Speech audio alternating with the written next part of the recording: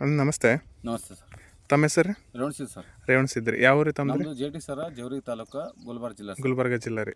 ಮೆಣಸಿನ್ಕಾಯಿ ಈ ವರ್ಷ ಟೋಟಲ್ ಎಷ್ಟು ಎಕರೆ ಮಾಡಿರಿ? ನಂದು ಸರ ಆದ್ಯಂತ ಸರ 1 ಎಕರೆ 20 ಗುಂಟೆ ಮಾಡಿ 20 ಗುಂಟೆ ಮಾಡಿರಿ.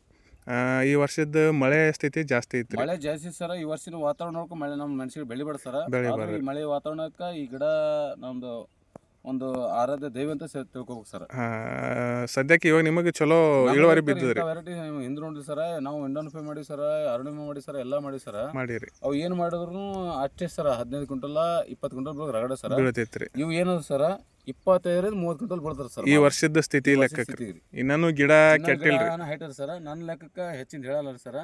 ಈಗ ನನ್ನ ಲೆಕ್ಕಕ್ಕೆ ಇಷ್ಟೇ ಸಾಕು ಅಂದ್ರೆ ನನಗೆ 25-30 ಕ್ವಿಂಟಲ್ 25-30ಕ್ಕೆ ಮೋಸ ಇಲ್ರಿ. ಕಾಯಿ ಸಂಖ್ಯೆನೂ ಜಾಸ್ತಿ ಇದೆ ಸರ್. ನೋಡಿ ಸರ್, ಕಾಯಿ ನೋಡಿ ಸರ್, ಎಲ್ಲಿ ನೋಡ್ತಿಲ್ಲ ಸರ್, ಕಾಯಿನೇ ಇದೆ ಸರ್.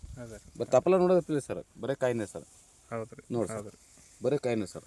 ಆಮೇಲೆ ಕಾಯಿ ಇದು ಬಿಳಿಕಾಯಿ ಸಂಖ್ಯೆ ಬಿಳಿಕಾಯಿ ಏನು ಡ್ಯಾಮೇಜ್ ಇಲ್ಲ ಸರ್. ಏನು ಎಲ್ಲಿನೂ ಇಟಾಟಿಗೆ ಇಂಡನ್ ಫೈದರ್ ಸರ್ ಅರ್ಧ ಡ್ಯಾಮೇಜ್ ಅನ್ನೋ ಕಾಯಿನೇ ಮಾತು ಇಲ್ಲ ಸರ್ ಇದ್ರಾಗ. ಆಮೇಲೆ ಕಾಯಿ ಸೈಜ್ ಅದ ರೀ. ಕಾಯಿ ಸೈಜ್ ನೋಡಪ್ಲೆ ಸರ್. ಕಾಯಿ ನೋಡಿ ಸರ್, ಒಂದು ಸೊ ಒಂದೇ ಸೈಜ್ ಕಾಯಿ ಬರ್ತದೆ. ಒಂದೇ ಸೈಜ್ ಸರ್.